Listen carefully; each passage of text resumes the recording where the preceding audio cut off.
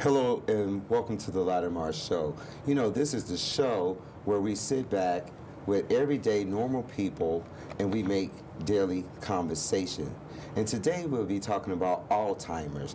You know, Alzheimer's affect 5.4 millions of Americans each year. So here today to speak about Alzheimer's, we have Julie Duesing, and she is going to talk with us about Alzheimer's. Welcome to the show, Julie. Thank you. It's nice to be here. Thank you for having me. And it's a pleasure to have you here. I feel very honored to have you here with us today. Thank so you. tell us, what is Alzheimer's? Alzheimer's is primarily a disease, and it affects, as you said, over 5.4 million Americans.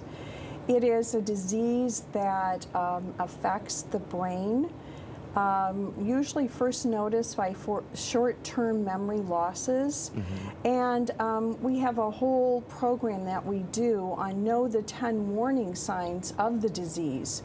Many times people will ask me, what's the difference between dementia and Alzheimer's? And I always describe it that dementia is like an overall umbrella. It's like the umbrella of fruits or vegetables, and underneath that umbrella are all the different kinds of fruits or cancers or vegetables, whatever it is that we're talking about. Dementia is the umbrella, and 70% of dementias is Alzheimer's.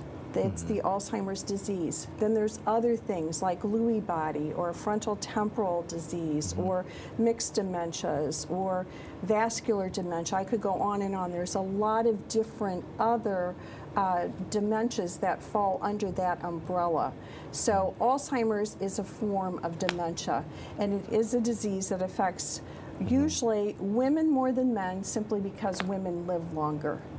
Now, what causes Alzheimer's? Because it was my understanding that Alzheimer's is due to some type of plaque buildup in the brains that destroys your brain cells, which brings on dementia, like you spoken earlier about the memory loss and other kind of things. So, but what can we add to that so people that's watching back home will be able to understand what Alzheimer's really is? Yeah, I think that is the question: is what causes it? And we really don't know. The scientists and the researchers are really looking for the biomarkers to tell us who may or may not get the disease down the road. We're not there yet. That's why research is so very, very important. But what we do know is exactly what you said, is that brain cells are dying. There's plaques and there's tangles, and what happens inside the brain is that the neuron is cut off and dies. And the neuron is really what is the transmitter to tell that neuron. There's a signal that comes up, tries to connect here to get to the correct place to tell the body what to do, for instance, to breathe, to speak, to move, whatever it might be. Alzheimer's starts in a certain part of the brain, and it's not always in the same place for everybody. So depending on the part of the brain that is being affected by these plaques and tangles and by the neurons dying off is where we'll start to see things like short-term memory loss. We may start to see things like gait or balance is affected. Language could be affected. Things like being able to remember words or phrases or games or rules or whatever. It just depends on where in the brain the disease is affecting it. So that's kind of my little non-medical way of describing it. It's neurons that are dying off because of all the plaques and tangles that are in the brain and being affected. Okay. Now, can it affect any other organs in the body? It's primarily a brain disease, but what happens, and people don't understand this, Alzheimer's is really a progressive disease, and it is one that goes downhill. No one recovers from Alzheimer's. There is no survival rate with Alzheimer's. It is eventually a fatal disease. And what happens is that people either die of the disease or complications of the disease.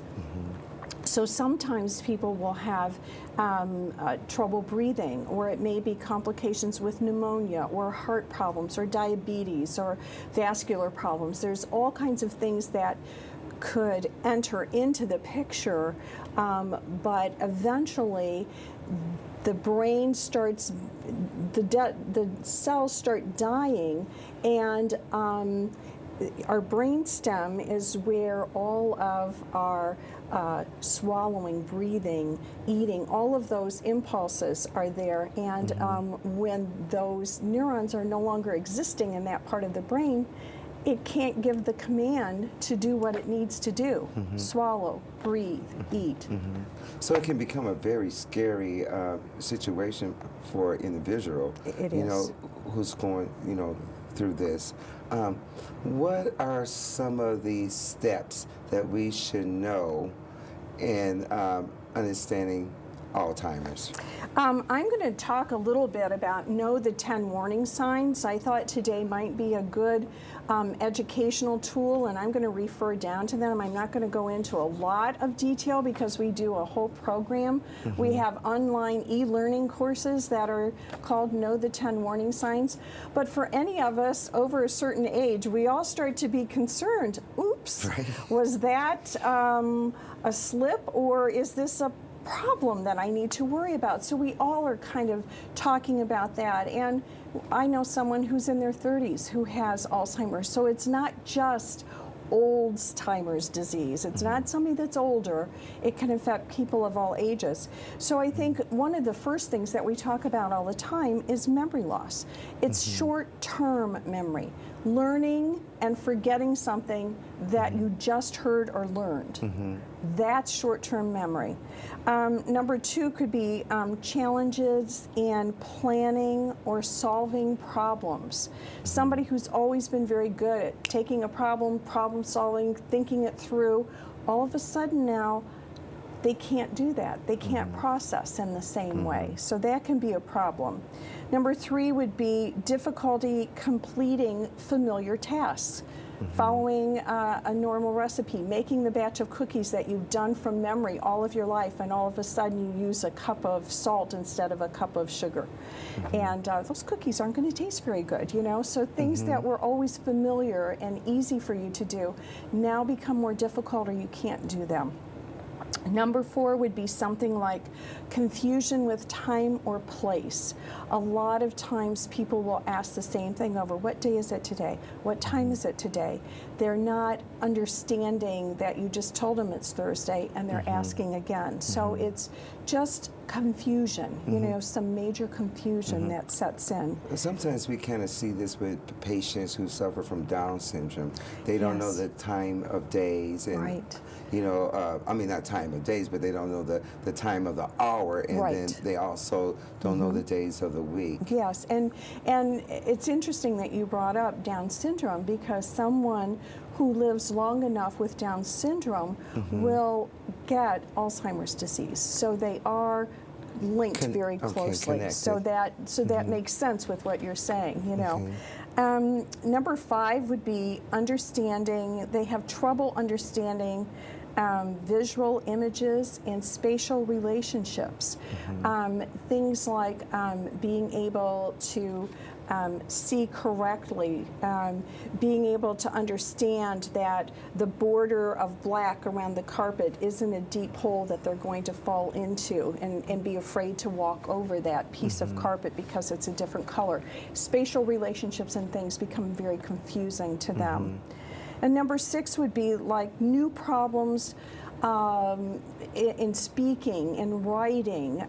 Word finding is huge, even with someone who has mild cognitive impairment, which is sometimes can be, someone can have some deficit cognitively before they're even into Alzheimer's disease. And we've heard someone speak recently, and she said that the hardest thing for her was she was a journalist, and she was struggling to find the word.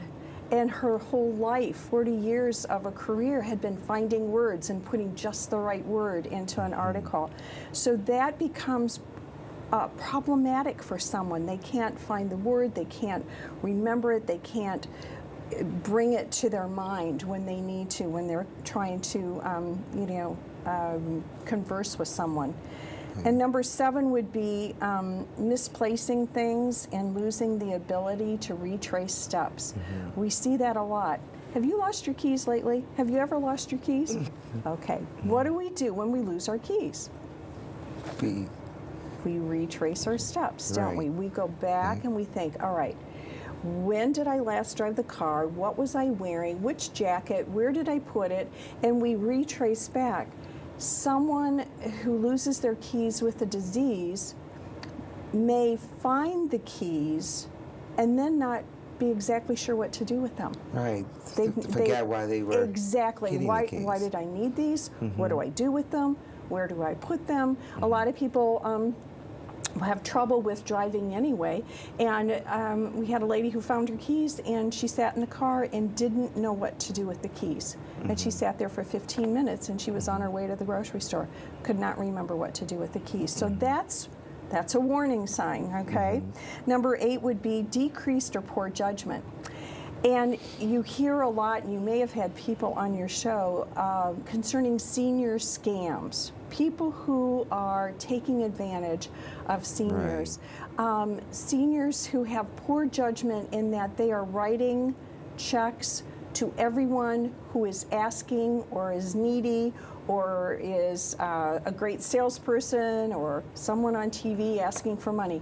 We heard of a lady who exhausted her entire bank account within 6 months before her kids picked up on, oops, warning sign, okay? So to be careful of that poor judgment and how they're thinking. Number 9 would be withdrawal from work or social activities.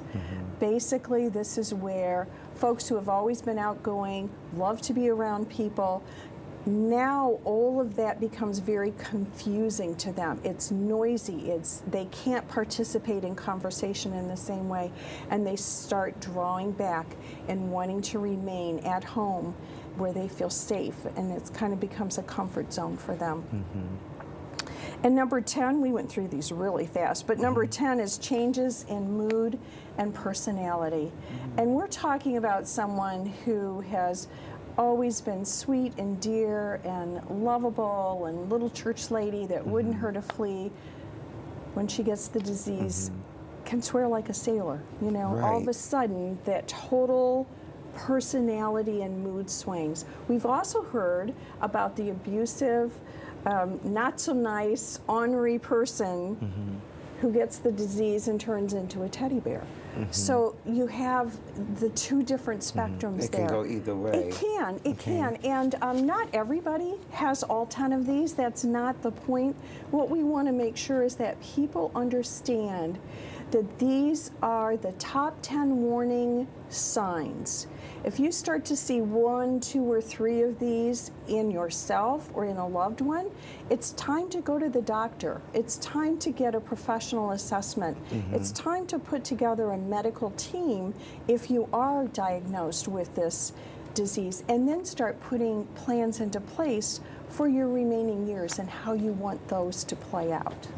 Now, is there any preventative stages that we can discuss that can help warn out before this disease attack them? Of course, no one really knows if this disease will actually, come about in your life. But you never know. You don't know. You never know what the outcome will come about. And one of the things that I say to people, we used to do a program called Maintain Your Brain, and we don't do that any longer because people think, well, if I do this, this, this, and this, you said do this, this, this, and this, that will keep me from getting the disease. And we don't know what causes it, therefore we don't know totally how to prevent it. Right. But on a personal side, I feel very strongly that lifestyle choices can make a difference just to be overall healthy.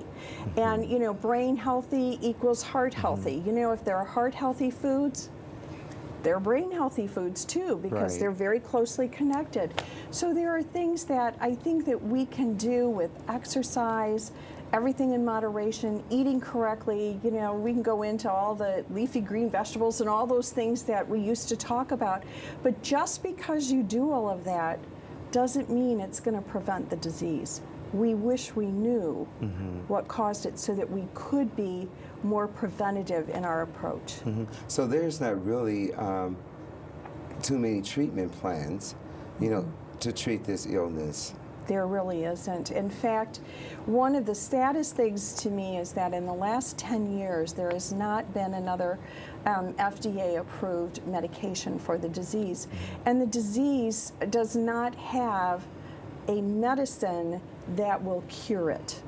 It's the only disease. We're the 6th leading cause of death in the United States. The other 5 have all seen a decrease in the numbers of death. We're the 6th, and the graph goes this way. We see an increase in the disease, whereas in the other fatal diseases, we're starting to see some cures or some medicines or some things that are helpful for those diseases. That's why, as the population ages, we really are not in a position to really be able to handle all of what's coming down the road with this disease. So, you know, I'm passionate about finding a cure. And in order to find a cure, it takes the funds for research. And that is just so very important that we advocate to our legislators, that we find people who understand that this disease and the cure takes money, time, and researchers who are willing to put their lives on the line to be able to find what we need to prevent this disease. Now, what are some of the ways that we can help people with this type of disease to live a better, comfortable life? What are some of the ways that you think we can I do? think that's a good question. I think that, again, there's a little brochure that we have of, if you know someone with the disease, how can you help them? And sometimes it's as simple as saying to the caregiver, I know you need a break. What can I do to come in? Can I come in for a couple hours every week and sit with your husband while you go and get groceries or go to the dentist or whatever they might need as a form of respite? So families that are dealing with this disease, that caregiver is 24/7 taking care of this person, especially in the middle and later stages when they can't leave them alone any longer because of safety issues. It's very important that we help those families, that we ask what we can do and be concrete about it. You know, I have every Thursday afternoon that I could come and sit with him. Would that help? You know, things like family members putting together a schedule or a calendar that every weekend mom can get away for a few hours because the family's coming in to be there with dad. It could be simply to the person with the disease, learning how to talk directly to them. Don't come up behind them. Don't startle them with your presence, but talking to them, looking eye to eye, being very patient. You might hear the same story 4 times in the hour that you're sitting with them. But allow them to take their time. Don't talk nearly as fast as I talk. You know, just couching what you say, words like remember and always, try to take those out of your vocabulary because they're not remembering. And when you say, well, what year was it when you did whatever, or what year did you marry grandma? That may be a difficult question. So really think about asking open-ended questions, asking questions that they can just talk about. Gee, what was it like when you met grandma? You know, not specifics of timing and all of that. So I could go on and on about. There's a lot of things that we can do to really help someone with the disease, and more importantly, those that are caring for that person. Now, how can we educate the public about Alzheimer's. I know we went through the first 10 steps of the signs that, Right. of understanding Right. Alzheimer's, but how can we really educate them to the point where they will understand exactly what is going on and can probably play a better role in someone's life, with this disease? Because I take it that it's very frustrating to have this disease, as the person who's being treated for it, and then it's also very frustrating for a person who does not understand this disease, and to care for someone with a disease. Yes. It's very important that, especially those people who have been diagnosed, all of their circle of friends and family should educate themselves on the disease. There are certain things that will make the whole process go more smoothly.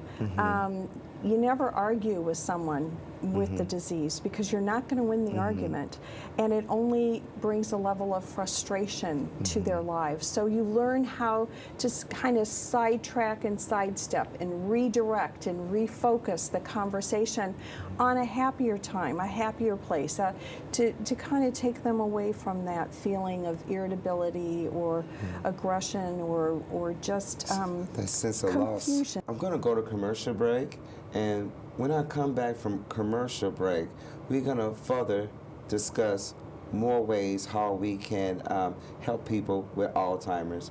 I'll be right back after this break.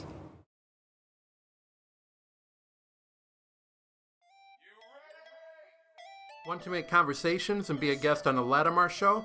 Like us on Facebook, The Letammarr Show, with real people, with real conversations.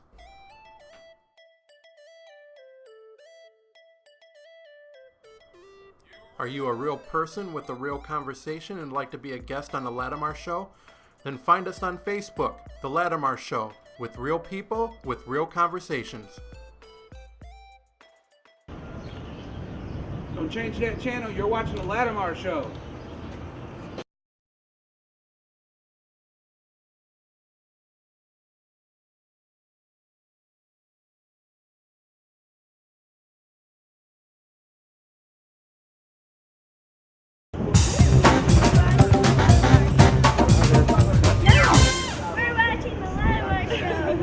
You're watching the Letammarr Show.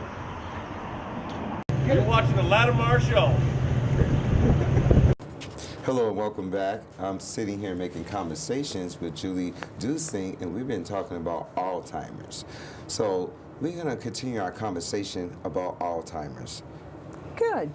I wanted to talk a little bit more about the educational programs that are available. I mentioned earlier that we have some courses that are online at www.alz.org. You can just click on the educational programmings. There's an online learning classes. There's all kinds of educational programs. We find that for many of our caregivers who can't get away, that need to stay there in the caregiving role, can get on a computer and educate themselves that way. We also have all kinds of brochures and information that by calling our 800 number, our helpline number, 800-272-3900, they can also get that information. And then we do local programs within our communities. For instance, we just finished a Living with Alzheimer's early stage program here in Battle Creek. We are getting ready to do Living with Alzheimer's middle stage program. These are for caregivers to come out and learn more about the disease and what takes place in the middle stages of the disease. And that's going to be in May at the Heritage on South Helmer Road. And then we're going to have in the fall the late stage, and that's a two-part series, and we talk about what can our caregivers expect in those late stages of the disease. And that will be at the memory care at Reflections, again on South Helmer Road. So those are some things that we have coming up. We also have caregiver support groups. And we have a new one starting here in Battle Creek this month, Oh, great. which I really want to do a little commercial right now. But for those people, it will take place the third Tuesday of every month from 6 to 7:30, and it will be at Lakeview Senior Living, again on South Helmer Road. So we're very excited. Anyone who is in a caregiving role, whether it be a son, daughter, husband, wife, whoever is caring for someone as a family member can come and be part of this group and get support from each other and from the facilitators. We have co-facilitators that will be heading up this group. We also have another wonderful caregiver support group that takes place at Burnham Brook Community Center, and that is the third Wednesday from 2:30 until 4 o'clock every month. Now, where's that located? That is located right downtown, just a couple of blocks from downtown, right here. The Burnham Brook Center is on, I have it right here, 200 West Michigan. Okay, just right And out from our studio from It's downtown. just right Battle off from Creek. the studio. It's just a couple blocks away. So we have one downtown, and then we have one out a little ways on Helmer Road South. And Lakeview Senior Living is a brand new Ganton Senior Communities. It's a brand new facility for independent living for seniors. It's lovely and has wonderful food. And so they specialize over at the Living Center. They specialize dealing with people with Alzheimer's and dementia. They do at Reflections. Okay. This particular place where we're holding these educational programs has an independent living, then the Heritage is assisted living, and then Reflections is more the memory care or Alzheimer's dementia facility that is strictly geared for people who are dealing with the disease. And they have some lovely, caring people who work there that help to care for those folks. Because this is a caring disease, we need to learn more about it. Researchers are trying to develop more ways of how to treat this particular disease. You know, I told you earlier, it is a very touchy topic to speak about because Alzheimer's can happen to anyone. And just like Julie said, you can be 30 years old, you know, and you come down with Alzheimer's, you know, and we've spoken about some of the early stages of Alzheimer's. And one of the number one stages about Alzheimer's is the memory loss. When you start forgetting little things like you mentioned earlier about your car keys, or you might forget that, you know, you had to go pick your kids up at a certain particular time, or you didn't make dinner, or you made dinner and you forgot that it was cooking on the stove. There you You go. know, so it's all kind of things that can go on in your life when you have a disease like Alzheimer's. And that's one of the reasons why we are talking about this disease today. We want to enlighten you about Alzheimer's because it has not gone anywhere. Many years ago, probably way before my time, they used to consider Alzheimer's as something as senile. Senility, yep. Yeah, Hardening of the arteries. Right, yeah, hardening Yep, of the arteries. right. Yeah, we used to say things like that. That's right, because we Right. didn't really know what it was or what to call it, but we Right. knew that all of those symptoms that people had, they were experiencing, and now we know that it was Alzheimer's or dementia. Right. So we kind of get a grip on that. Right. But we still have a lot more work to do. Right. You know, for Alzheimer's. You brought up something so important too, and that's the safety factor. When you've cooked the meal but you forgot it's still on the stove, you know, leaving a pot of something on the stove and walking away and forgetting that it's there, that's a fire hazard. That is Right. a safety issue.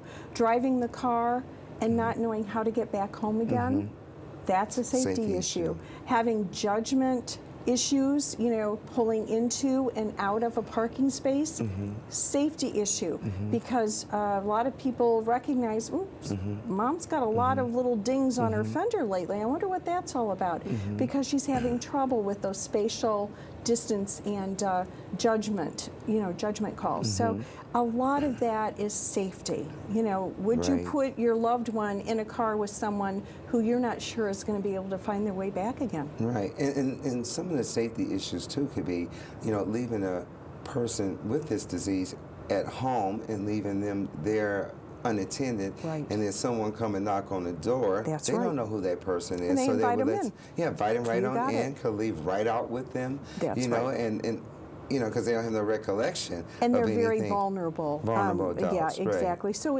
a lot of what we deal with is that safety component and educating ourselves on that. And at what time do we no longer leave our loved ones at home who have the disease? And there comes a time where it's no longer safe for that to happen. Right, right.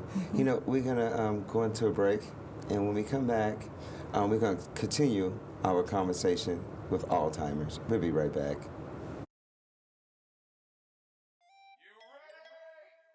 Want to make conversations and be a guest on The Letammarr Show? Like us on Facebook, The Letammarr Show, with real people with real conversations.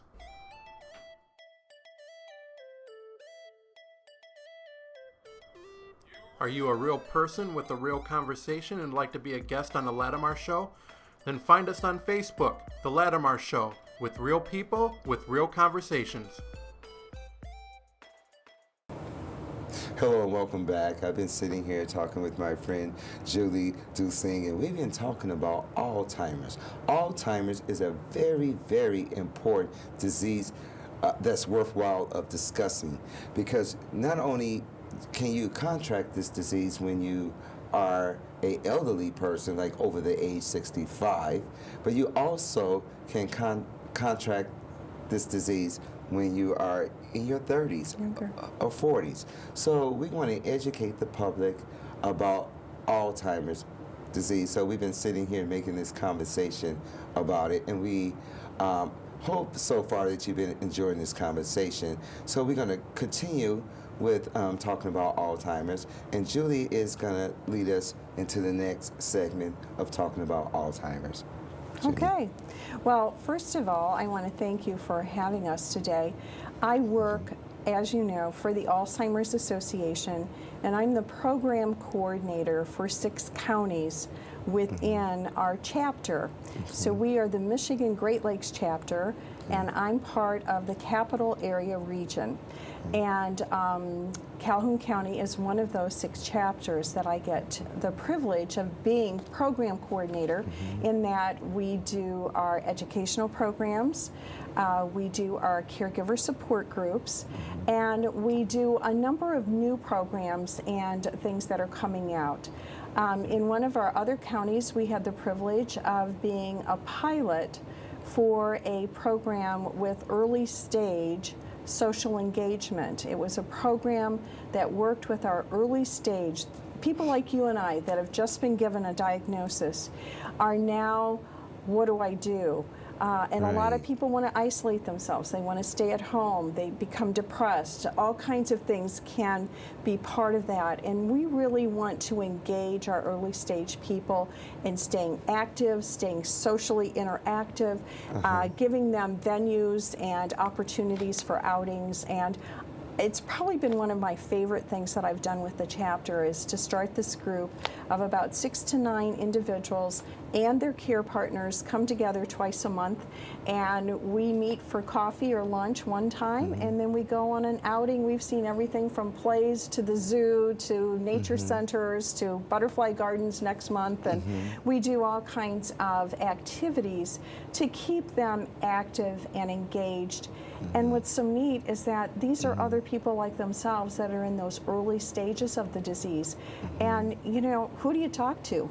Right. And this now gives them a group that they can connect with, they can talk to, and their care partners can work with each other, talk to each other, call each other up in between our outings, and be able to be supportive to one another. Now, you mentioned earlier about the 6 chapters, that you covered. 6 counties. 6 counties, sorry, 6 counties. Six counties. Let's kind of like talk a little bit about each county. It sounds very interesting. And so let's talk a little bit about the 6 counties, because that is a big, huge job. That's a big for area. you to do. And I know you stay busy a lot. I do. We had a hard time even coming together on this interview. I do stay busy, and I'm really happy that I get to cover. The 6 counties are primarily up in the Lansing areas, Ingham, Eaton, and Clinton counties. And then I drop down and I have Jackson, and I have Calhoun, and I have Berry counties. So I really work a lot and have for the last 7 years up in the Lansing area. I worked for a non-medical caregiving company, and so I was primarily in 4 counties up there. And so I started to, as a client care coordinator, I started to get phone calls, and they were constantly about people who needed help because their loved one had Alzheimer's and dementia. And I realized I didn't know much about the disease. And so I contacted the Alzheimer's Association, and I started to educate myself. I went to every program I could go to. I went online. I started to really start to understand the disease so I could better understand our potential clients and what their needs were and what our caregivers could do when they went in to give respite. So that is how I got involved and decided that I would like to do some public speaking as a volunteer for the association. So about 6 or 7 years ago, I volunteered to be a public speaker for them. And then I volunteered and took the training to be a caregiver facilitator for our support groups. And I did that for about 2 years before I was hired full-time 2 years ago to work for the association. So my background kind of came into the association because I needed to know and educate myself about the disease. And I think we all need to do that because when I do my programs, I always start out, how many of you here either know someone or has cared for someone or has lost someone from Alzheimer's or dementia? And almost without a doubt, every hand goes up. So we all know about it. Let's really educate ourselves about it so that we can be as helpful within our communities as possible. There's all kinds of volunteer opportunities out there with our association. No, I think it was one of our presidents was suffering from Alzheimer's. That's right. And I forget who that was. I don't know President if it was Reagan. Reagan. It was I was Reagan. going to say Reagan. Yep, but I you're was right. thinking about President Bush Sr., not Jr. Yep. Yeah. Yep. So yeah, it was President Reagan. President Reagan, and he really helped to bring the disease to the forefront. Since then, we've had Glenn Campbell. You know, a lot of us grew up with his music. He is now on his last final tour of singing. He has the disease. We have Pat Summit, the volunteer women's coach for the Tennessee Volunteers basketball. She has what's called early onset or younger onset. She has stepped into the limelight and has said that she has the disease. And you know, with each one of these celebrities or these public persons coming forward, it helps there to be less of a stigma about the disease, because for years nobody wanted to tell anyone about it because they're embarrassed about it. And anything really that has to do with the brain or mental seems to have a stigma. And so what we're trying to do is to educate people so that the stigma is lessened and people will come out and learn more about the disease and not be afraid to step up and talk about it. Right. You know, and they should, though, because we live in a society where we always throwing labels on every little thing, and no one really likes to get labeled. Nope, you know, we don't. so you know, it's nothing to be embarrassed about. You know, because anyone can come down with this particular disease. And it's interesting, you know, if you have cancer or if you have diabetes, you know, there's no stigma. That's something that you need to take care of medically and deal with. And this is the same thing. You know, there shouldn't be that stigma that something's so wrong, you know, but there is. And so we're trying to break down those barriers and those stigmas with anything education. that has to do with psychological, you know, in the mind, people don't want to be labeled as you crazy. Or you weird, That's right. or you just dumb and stupid because you just can't remember something. Exactly. And that is not true, because some of the most educated people Oh, absolutely. can contract this disease. That's exactly and right. Back when I was in behavioral medicine many years ago, I did have a patient, way before this show, but it's been a long time. But I had a patient who was a physician. Actually, he was a surgeon, and he would perform surgery, over in the Philippines. And when he got back here to the United States, he found out that he had Alzheimer's. And I watched him go from being this brilliant physician, surgeon, from not even knowing that he was a doctor. That's right. And it was really hard for his family to watch this, watch their father, husband, brilliant person. He'd been a surgeon for over 20-some years, Yes. and then now he has developed Alzheimer's. And it almost seems that it's not even fair itself. Yeah. But, this disease doesn't discriminate No, against it doesn't. your education, your race, your background, how much money you're making, It doesn't. finds its way into anyone. That's right. Almost, though. That's right. And it makes it a scary situation. It is. For a person who is going, through this. Right. It's a dreadful disease, but we do have a reason to hope, and that's what I like to let everyone think about. There is a reason to hope, and our hope lies in finding a cure. And the way to do that is to help fund the research. And that's our reason to hope. Now, is there any organizations, just in case people out there are listening or watching this show on television, is there any organizations that we can make a contribution to? Or is there any organizations out there where we can volunteer our time? Because sometimes, it's good to make a contribution, to science and to organizations that need these funds to help develop more research in finding a cure for these diseases. But it's also very important if we volunteer our time. That's right. To people. And of course, we would like for the Alzheimer's Association to be the uppermost thought process for education, for being able to make contributions. We are always looking for donors and people who would like to help fund the research and be involved in our mission, which is our vision is a world without Alzheimer's. So we're really adamant about finding a cure.